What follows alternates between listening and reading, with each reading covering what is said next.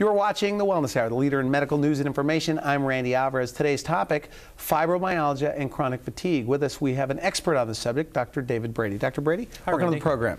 Thank you. Now, before we get into today's topic, Professor at Bridgeport, tell us about your background, your training, and your center. Right.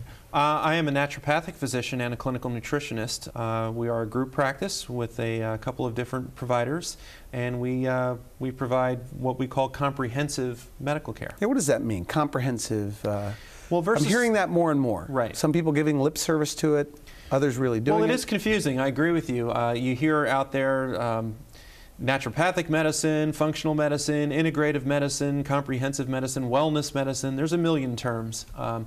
But what we do, we like to think we do, is we practice medicine the way it's supposed to be practiced. We actually do our best to investigate exactly why people feel the way they do, rather than just trying to, in the fastest way possible, trying to make their symptoms better. So in standard medicine, the real emphasis is on diagnosing disease and trying to deal with any specific situation that needs immediate attention, that may be life-threatening. Standard medical physicians do a wonderful job at that. We're filling a different need or a different niche, and it's mainly for people who have, long-term chronic problems that are not getting great answers in their opinion. They're not really recovering like they would like. And also, we do wellness care. We take people who don't necessarily have anything specific wrong with them, but want to be as healthy as they can going forward. Moving on to today's topic, chronic fatigue and fibromyalgia. Right. I mean, how many people suffer from this? How big of a problem is it? Well, fatigue statistically is, depending on the study you look at, either the first or second most common complaint to doctors in the United States. People go into doctors all the time claiming that they don't have energy, they don't have vitality. But isn't that just part of aging? Isn't that just part of aging? Well, that's debatable. At what point does it become chronic fatigue? It becomes chronic fatigue, and there are different diagnostic criteria out there for it. But if you're suffering fatigue that affects your lifestyle and affects your ability to engage in the activities that you'd like to engage in for the course of several months or more, we would consider it a chronic fatigue situation. Is it both a motivation problem and can't get out of bed, or just tired all the time? It can be all of the above. And the real key is to find out, why the person feels the way that they do, rather than to just give it the label of chronic fatigue and send the patient away. Now, our program airs nationwide. I interview a lot of medical doctors, and their least favorite patient is the patient with chronic fatigue. And you said you like that patient. I do like that patient because I think there are avenues of care for those people to help them recover. And I think it involves, firstly, determining, do they have a specific physiological or medical reason why they're fatigued? And if not, we have the ability with some of the modern testing technologies we have to really look at their metabolism and look inside their cell, if you will, to see how well they actually make the building blocks of energy or the chemicals of energy in the body. Let's begin with your approach. A patient goes to you, they have chronic fatigue, or they've been diagnosed with chronic fatigue. Right. What are you doing? Well, first we're going to sit down and talk to them at length and find out a little bit about them, what kind of stress they're under, what kind of diet they consume, what kind of exercise they've done, things in the past that they've done that have made them worse or made them better. So we're going to do a good comprehensive, and I mean comprehensive, medical history. You meet with these patients one-on-one? I meet with them personally. How much time are you spending the first time? The first visit they're with me for about an hour and a half. Wow. Which is much different than what they may be used to in other offices. And then we're going to definitely do some medical rule-outs to make sure that there is not a underlying reason for their fatigue that maybe should have been picked up in the past, such as, are they anemic? Do they have a thyroid condition? Do they have some other kind of hormonal or endocrine issue causing them to be fatigued? And we're going to do those tests if they've not been done already. And in many cases, even if the tests have been done, we may look at them a little bit different from our wellness perspective, or our little bit of a different paradigm in the way we look at even conventional laboratory work. Well, help me understand, how is chronic fatigue normally treated nationwide, and how do you do it differently, if at all? Well, if someone went to their family healthcare practitioner with chronic fatigue, I would hope that they would have had some basic blood work and they made sure they weren't anemic, they didn't have an overt thyroid condition, they weren't on a medication that making them tired. But otherwise, after all those things are run down and cleared, often they're not given any option. They're just told to Is it because get it's more a sleep. tough one to identify? It's very tough to identify, particularly for a lot of people who don't have what we would call a standard medical reason why they're fatigued, but they have a metabolic reason why they're fatigued, which in comprehensive care we utilize more testing that really gets to the bottom of how the cells make energy, how well the person detoxifies toxins in their environment, which can cause fatigue if they're not doing it well. We look for things like food allergies playing a role in fatigue. Well, if you had to say, I mean, what's causing chronic fatigue? I mean, it's a big problem nationwide. It's a big problem, and it's sort of what we call an umbrella diagnosis. There are a lot of different avenues to being fatigued. There are a lot of different reasons why someone may not feel energy and vitality. So I can't give you a universal reason for chronic fatigue, nor has medicine been able to determine. Do you have a hunch? I don't like to go into the encounter with the patient with chronic fatigue with an agenda. Okay. In other words, I don't want to say, well, I think it's this, because it's really not a matter of philosophy for me or having. I don't want to try to put everyone in a box. I want to just try to work with them as an individual and to do as much investigation as we can to determine why this unique individual in front of me doesn't have any energy. Now, chronic fatigue is called chronic fatigue syndrome. Correct. Is it tied to Epstein-Barr? Is it the same thing? Well, Epstein-Barr, of course, is a virus. It's the virus that causes mononucleosis. And there are patients who have chronic fatigue that have Epstein-Barr virus titers if you measure them. However, there are many more people who have chronic fatigue that don't have high Epstein-Barr virus. So can Epstein-Barr virus or any viral infection that becomes chronic cause a fatigued situation? Yes. Has it been shown to be or proven to be the universal cause for chronic fatigue? Not by a long shot. Okay. Now, the patient that comes to you with chronic fatigue, okay, you've met with them on day one, an hour and a half or so, you've done the testing. Right. Take me through the process. So what happens next? Well, once we do the basic rule-outs, we're probably going to do some metabolic testing. We have certain tests that we can use, including organic acid testing, which is a urine-based test, and some other innovative tests to actually look, like I said, at their internal metabolism and biochemistry. When we get that data back, we can be very specific about trying to help key biochemical pathways in the body, and it may be with using strategic nutrients or specific botanical medicines. It may be changing their lifestyle a little bit as far as their diet goes. It may be changing the way that they're trying to exercise, because they may be causing more of a problem in their metabolism by exercising the wrong way. So it's a myriad of potential things, and often it's more than one thing. We look at some hormonal issues related to thyroid. We look how much stress is playing a role. With fatigue patients, chronic stress plays a major role, and oftentimes we have to coach them on how to deal with the stresses in their life a little bit different while we're trying to promote better stress response physiologically in the body. How soon do you see people getting better? Well, it depends on the level of fatigue they had coming in. But if someone comes in, let's say, with long-standing fatigue and they really didn't get the right kind of rule-outs done, and they're anemic or they have a thyroid condition, we can see, profound results in a matter of days to weeks. Have you seen those cases where something simple that turned up on a test that maybe is not the standard testing that turned their whole life around? Yeah, repetitively. You've seen that a lot. Weekly? Weekly. People with more chronic conditions related to metabolism, related to dietary intake, nutritional status, that may take a little bit longer. That may take up to a couple of months to start seeing, significant or profound results. But often people will start feeling a little bit better within a matter of a week or two. Okay, you've mentioned metabolism several times, and I'm not sure I understand how the connection between metabolism and fatigue.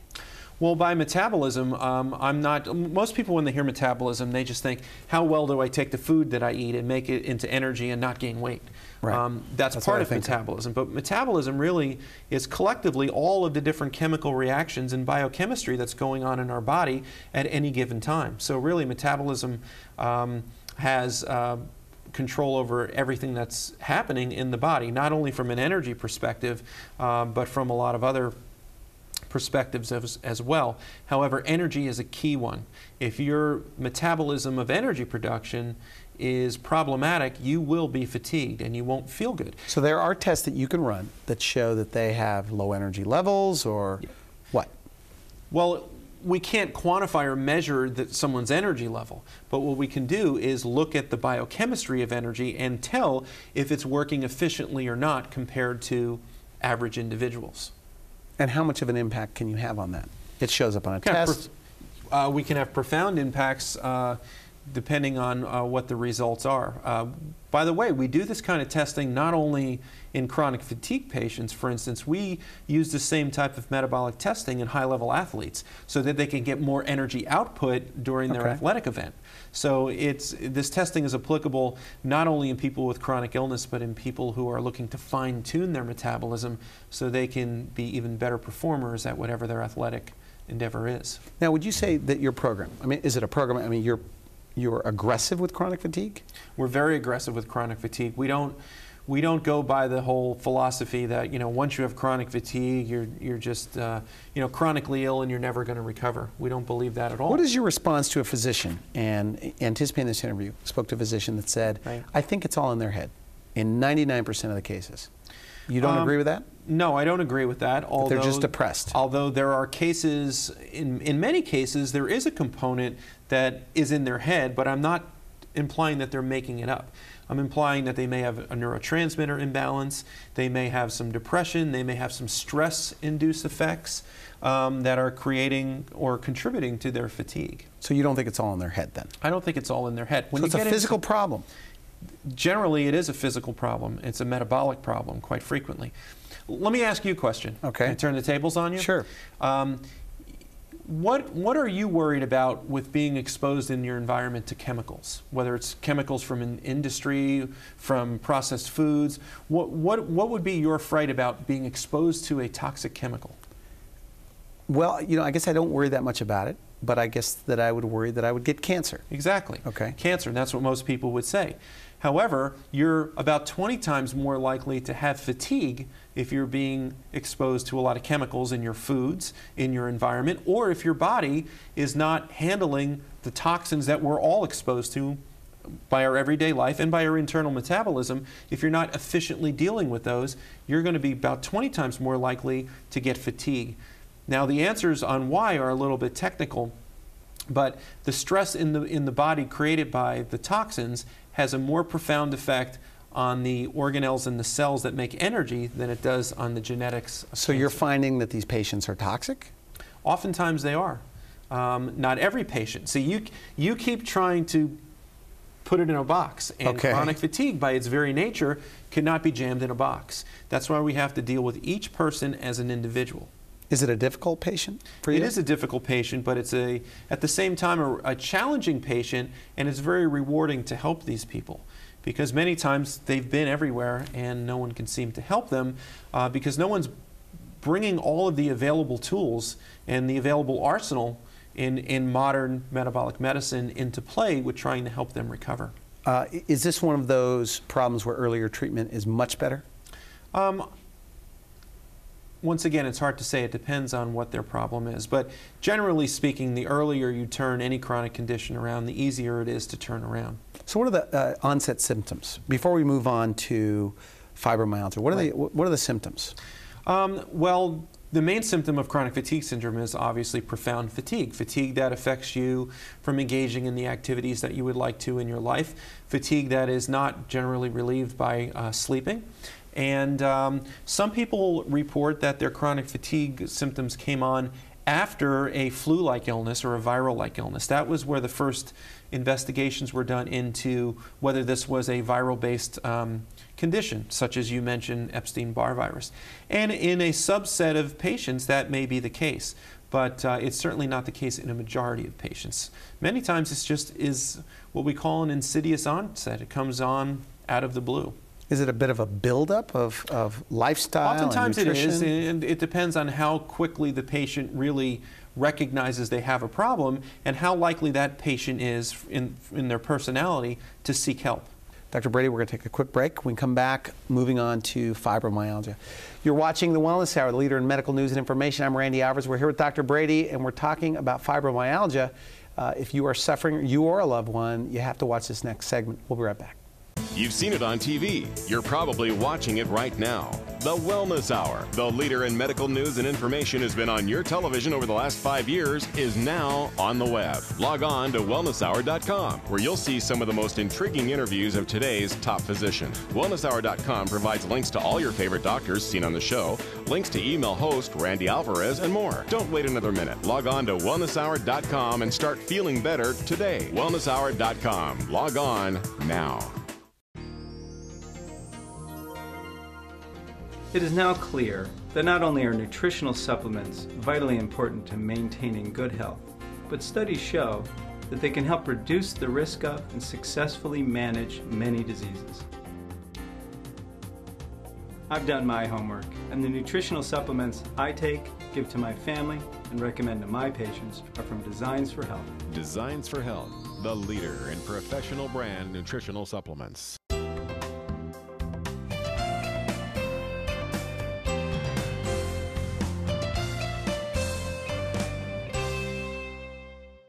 You're watching The Wellness Hour, leader in medical news and information. I'm Randy Alvarez. We're here with Dr. Brady. How big of a problem is fibromyalgia? I mean, I hear about it. It's a common diagnosis. If you ask physicians, they'll probably roll their eyes, say, oh no, fibromyalgia, because these are really difficult patients to deal with quite frequently. What defines it, by the way? That is a great question. There is no great diagnostic criteria. There is no great definition. There is a diagnostic criteria out there, but it was really never meant for use by everyday clinicians or doctors. It was meant for research purposes only. Fibromyalgia has become another one of these umbrella or trendy diagnoses, which it's like a wide fishnet cast that collects a lot of different people with a lot of different problems that are told that they have fibromyalgia. The key is to find out, do they really have what the fibromyalgia literature in the scientific literature is really talking about, or do they have one of a myriad of conditions which can also cause symptoms that may get them that diagnosis? What's the most common, then, symptom that gives them that diagnosis? Well, just in muscle pain? fibromyalgia, the most common symptom is that the person complains of achiness all over the body, that they're achy, but often they're chronically fatigued. So this is why chronic fatigue and fibromyalgia are kind of often talked about in the same breath, and that's why we're talking about them on the same show.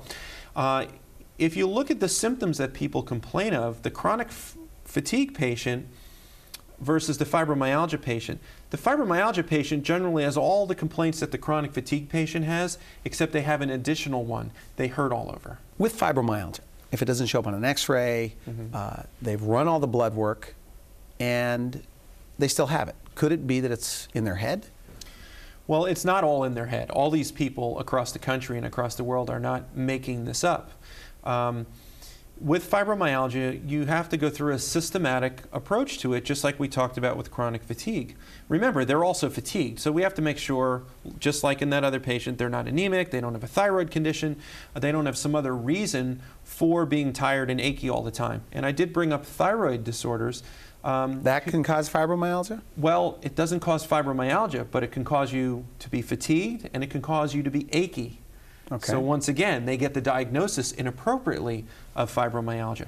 And we look at, for instance, thyroid disorders from a little bit of a different perspective than a standard physician might. We're not just looking for the overt, significant hypothyroidism. We're looking for subtleties in thyroid function where someone's thyroid may not be operating optimally.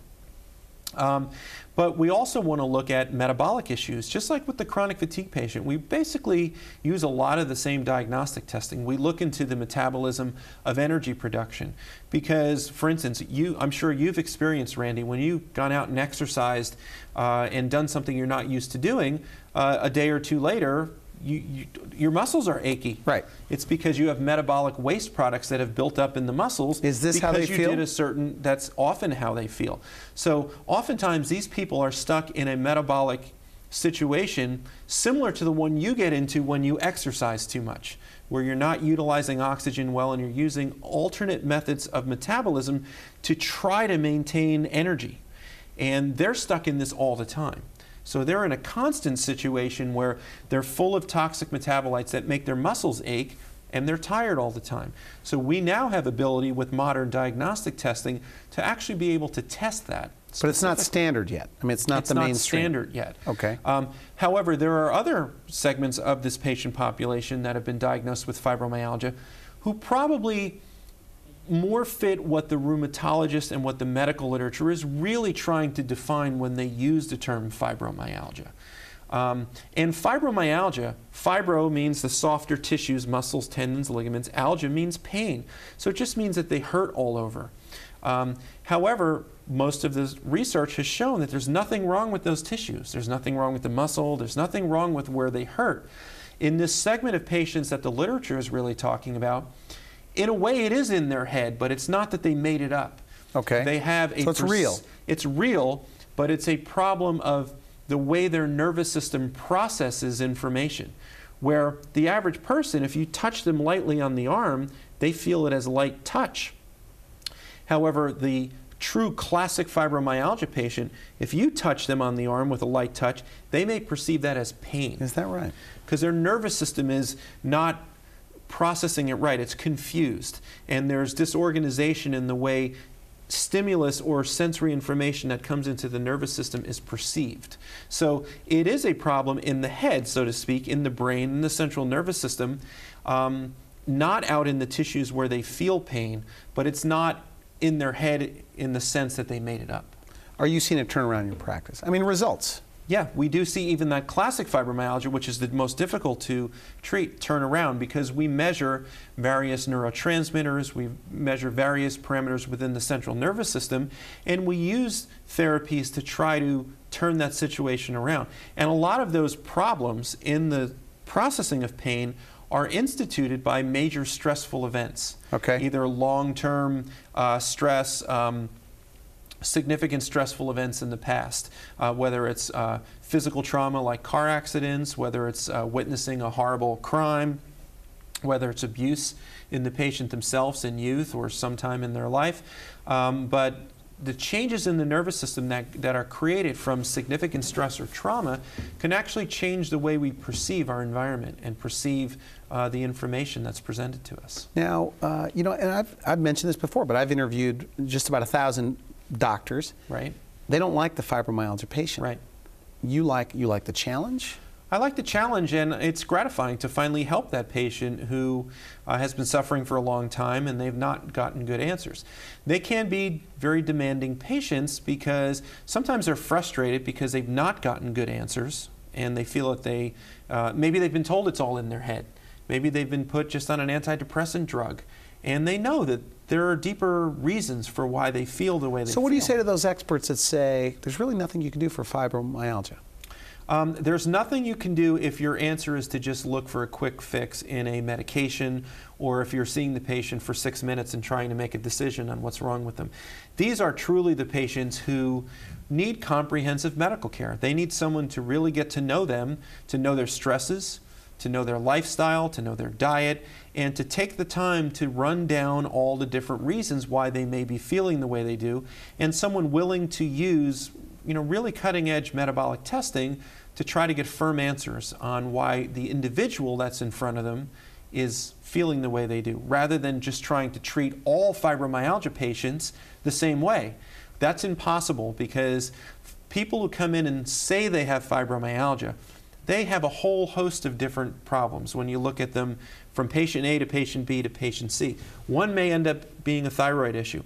One may end up being a metabolic problem. Another one may end up truly being that classic fibromyalgia patient that perceives pain the wrong way. All three of those patients need three entirely different avenues of treatment if they're going to recover. Now, as far as your practice, age ranges of Right. people getting or with fibromyalgia? What are the age ranges? I've seen it in people in their teens up to people, in their 80s. So if they're in their 80s, is it more difficult for you to turn that around? Someone in their 80s who doesn't have a significant serious medical illness should not be overtly or dramatically fatigued every day, and they certainly shouldn't hurt all over the place. We're not talking about hurting in one area because they had a specific injury. We're not talking about some muscle tightness in their neck if they're stressed out. We're talking about someone who truly hurts and aches everywhere. What's called global tenderness. They hurt all over their body. Wherever you touch them, wherever they touch themselves, on the legs, on the arms, it hurts everywhere. How soon can that go away? Depending on the reason, that can go away pretty quickly. That is, if it's a metabolic reason, like I gave you the example of exercising too much, and we can get to the bottom of that and try to get the person's metabolism running better, whether it's the use of certain specific nutrients or certain things to help their enzymes of metabolism work better, we can often get results dramatically within a week or two. What % of your practice is the fibromyalgia patient or the chronic fatigue patient? Chronic fatigue and fibromyalgia as the main complaint coming in my office is probably about 20 to 25% of my patients. However, a much larger portion of my patients than that have as a component of their complaint fatigue. So of those 25%, how many get a noticeable difference in their fibromyalgia? Oh, the vast majority have a noticeable difference. With the things we do in our practice, we try not to just center only on their complaint or disease or their diagnostic label. We help patients live a healthier lifestyle by changing their diet, by helping them deal with their stress better, by getting them on a good supplement program. So that alone will help them feel better. But these people in particular have such dramatic symptoms to begin with. We often get profound effects. And I get letters written to me all the time by patients. I have people come back and visit and just thank me for helping them get back to the life that they once knew and become productive people again. Now, Dr. Brady, we're completely out of time. We've invited you on the show to talk about those two topics, but you're doing more than just chronic fatigue at your center. Correct. And fibromyalgia. Yeah, we see everyone from people with a long laundry list of chronic symptoms to people who feel really well and just want to feel better or want to make sure that they don't feel bad in the future. We deal with everyone from athletes to chronically ill people. A lot of gastrointestinal complaints, a lot of fatigue, a lot of achiness, a lot of insomnia, a lot of people with diabetes that want to try to recover, a lot of people with family histories of heart disease and cardiovascular history. Now, we've talked, and you said in many cases you're the last resort. Right. As far as physicians. Well, unfortunately, that's true because many people go through, what they know, their standard routes of medical care first, and if they don't get good answers or if they're disenchanted with it, they look for alternatives. But I see that swinging around, and we have more and more people coming to myself and physicians like me as the first resort. Dr. Brady, thanks for coming on the show. Okay. Very interesting. Thanks, Randy. Sure. You've been watching The Wellness Hour, the leader in medical news and information. I'm Randy Alvarez. If you would like to see this program online, visit our website at wellnesshour.com. For now, I wish you good health. Thanks for watching The Wellness Hour, the leader in medical news with your host, Randy Alvarez, the authority on health issues.